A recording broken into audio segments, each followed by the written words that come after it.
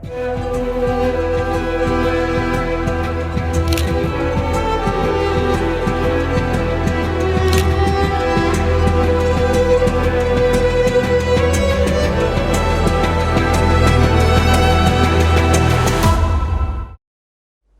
minggu yang lalu, Presiden Donald Trump mengenakan tarif ke banyak negara. Tidak hanya 10%, tetapi bervariasi di atas 10%. Indonesia kita kena 32%. Banyak negara bisa lebih besar daripada kita. Dan alasan Presiden Trump karena ternyata kita surplus dalam perdagangan dengan Amerika Serikat. Artinya banyak barang yang diekspor ke Amerika Serikat ketimbang barang Amerika Serikat yang masuk ke Indonesia. Nah, di situ Trump berharap bahwa dengan dinaikkannya tarif, maka negara-negara ini yang membutuhkan pangsa pasar Amerika Serikat akan datang ke Amerika Serikat bernegosiasi. Tapi kita tahu Cina melawan. Bahkan melawannya itu sampai saling mengenakan tarif yang sangat tinggi antara Amerika Serikat dengan Cina. Terakhir, Presiden Trump bilang akan kita kenakan 245%. Wah, karena sebelumnya Cina akan mengenakan 140% barang dari Amerika masuk ke Cina. Ini yang disebut sebagai perang tarif, perang dagang, begitu ya. Bagaimana sikap Indonesia? Ternyata Indonesia, Bapak Presiden sudah mengutus tim untuk bernegosiasi.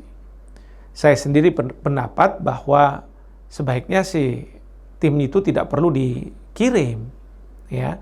Karena apa? Karena kita tunggu saja dua negara besar, Amerika Serikat dan Cina, bahkan juga sekarang ada Uni Eropa, ada Kanada. Mereka bertarung aja dulu. Dan kita lihat seperti apa. Buktinya, 3 hari setelah Trump mengumumkan pengenaan tarif itu, beliau mengatakan akan menunda, postpone selama 3 bulan, 90 hari. Artinya apa? Setelah Trump mengenakan itu, ternyata ada reaksi dari banyak negara, tapi yang penting adalah reaksi dari rakyat Amerika sendiri. Karena mereka tahu bahwa yang akan membayar tarif yang dikenakan oleh Trump yang sangat tinggi itu adalah rakyat Amerika Serikat. Belum lagi, bursa di Amerika Serikat ikut menghajar Trump.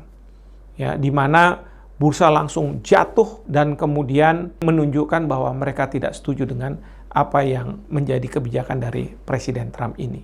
Ya. Dan ketika dibuat menjadi 3 bulan, 90 hari, bursa naik kembali.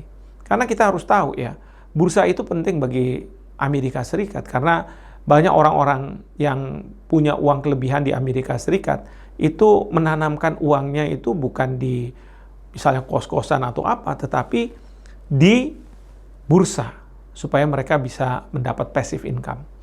Nah, jadi harusnya kita menunggu dulu. Tapi kemarin sudah berangkat dan kita dengar juga kabar bahwa sekarang tidak dikenakan 32%, tapi justru naik 47%. Dan coba sekarang Amerika Serikat menuntut yang aneh-aneh. Misalnya saja QRIS ya, sebagai metode pembayaran itu minta dihapuskan, GPN juga dihapuskan.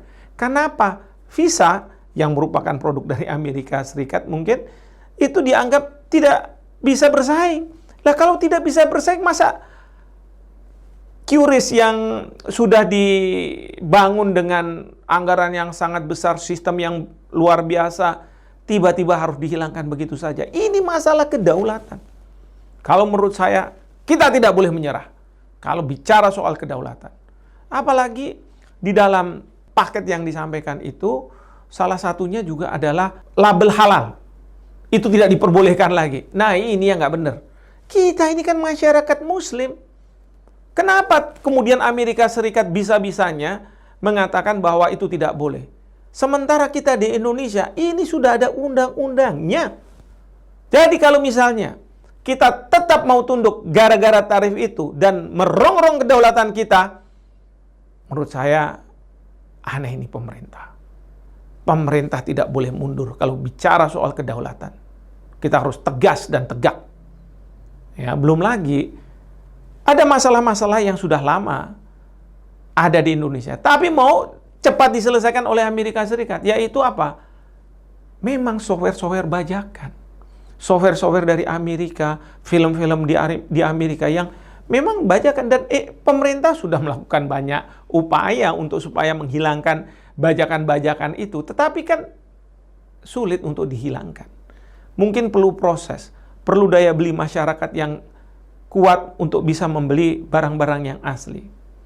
Jadi menurut saya terkait dengan masalah tarif ini, pemerintah perlu berhati-hati. Jangan sampai kedaulatan kita direndahkan. Jangan sampai kedaulatan kita diintervensi. Kita harus tegak. Tentu pemerintah harus bisa mencari upaya-upaya lain agar kita tetap tumbuh ekonomi kita. Tetapi kita tunggu saja pertarungan antara gajah-gajah besar ini. Cina melawan Amerika, Uni Eropa melawan Amerika di bawah Donald Trump. Demikian juga Kanada melawan Amerika Serikat. Kita tunggu hasil akhirnya seperti apa, baru nanti kita sesuaikan. Demikian pendapat saya.